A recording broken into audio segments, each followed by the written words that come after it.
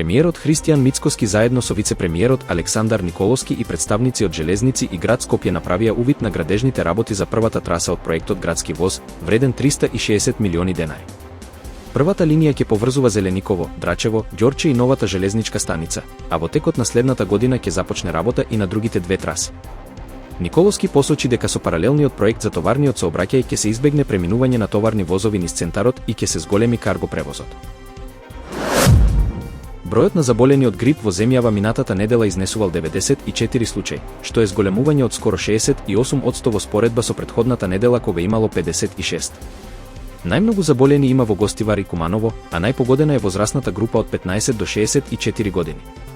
Сепак, според Институтот за јавно здравје, бројките се уште се под сезонскиот праг и не значат влез во период на висока активност на вирусот. Од почетокот на сезоната вкупно се регистрирани 338 случаи и нема починати поврзани со грип. Оваа сезона се вакцинирани над 53.000 лица.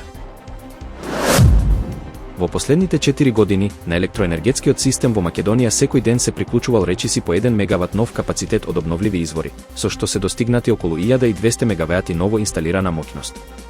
Председателот на Регулаторната комисија за енергетика, Марко Бислимовски, на конференција во Тирана истакна дека фотоволтаичните централи ја забрзале енергетската транзиција, но дека следниот предизвик е обезбедување базна енергија и балансирање на системот. Тој порача дека е потребно преминување од јаглен кон газ и биомаса и поттикнување инвестиции, а учесниците нагласија дека транзицијата мора да донесе корист и за домакинствата, не само за индустријата. Анализа на Европската тренинг фондација покажува дека Албанија има значајни резерви од кобалт, бакар и никел, минерали неопходни за литиумски батерии, електрични возила и зелени технологии. Кобалт има во Поградец, бакар во Лежа и Кукс, а никел во Девол, Кукс и Червеник. Побарувачката за овие суровини во Европската унија ќе порасне 6 пати до 2030 година. Сличен пристап се очекува и во Македонија со новите закони за рударство, каде што геологот Сонја Лепиткова смета дека отворањето нови рудници може да донесе економска стабилност, особено со повисоката цена и побарувачка на бакарот. Европската унија веќе финансира нови рудници за да го намали зависното снабдување од Кина.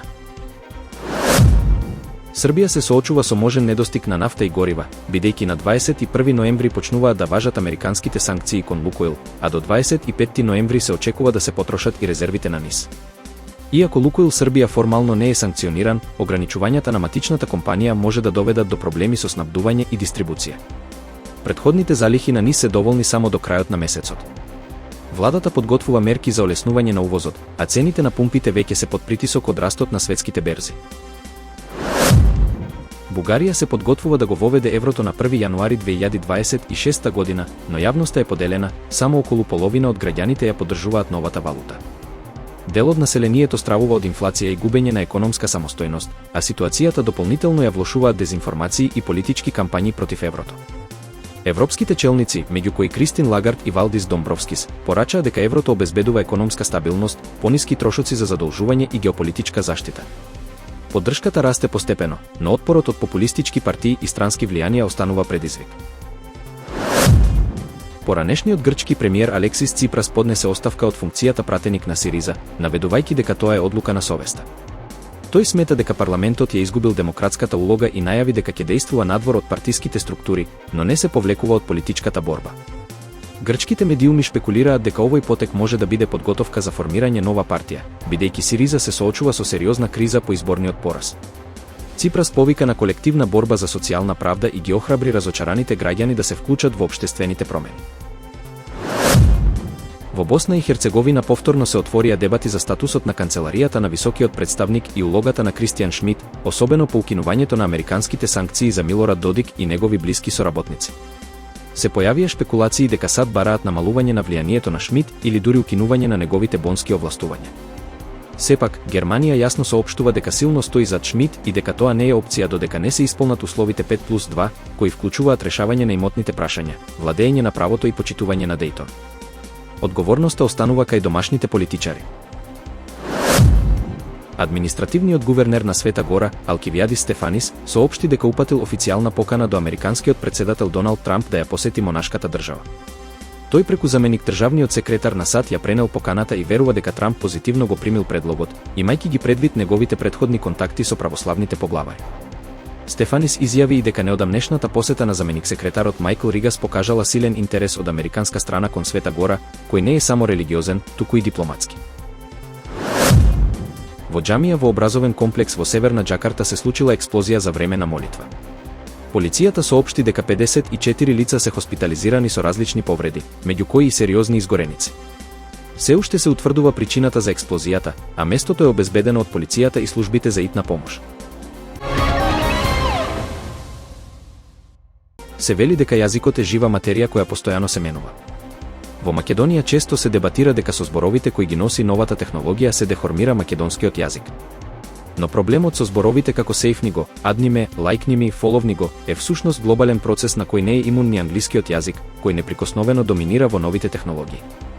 Дури и во Англија, родителите и наставниците имаат мака да се разберат на мајчин англиски јазик со новите генерации деца и ученици и често имаат потреба од преведувач. Издавачот Колинс, кој веќе 40 години е пионер во дигиталното архивирање и издавање речници, секоја година додава нови зборови во англискиот јазик и од нив избира збор на годината. Зборот вајб и кај нас новите генерации го употребуваат со значење на емоционално расположение, атмосфера или комуникација инспирирана од чувствата и сетилата, а кодинг е програмирање.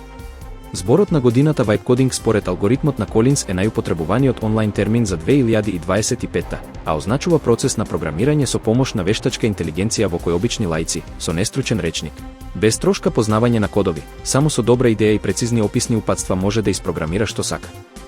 Високо на листата на Колинс годинава е изборот кланкер, кој се употребува како погрден термин за чатботови кои се неверодостојни, импровизираат и лажат.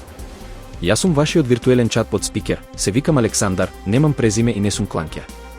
А сега лайк, фолоу и субскриб на сите канали и страни на вистинска телевизија на YouTube, Facebook, Instagram, TikTok и X.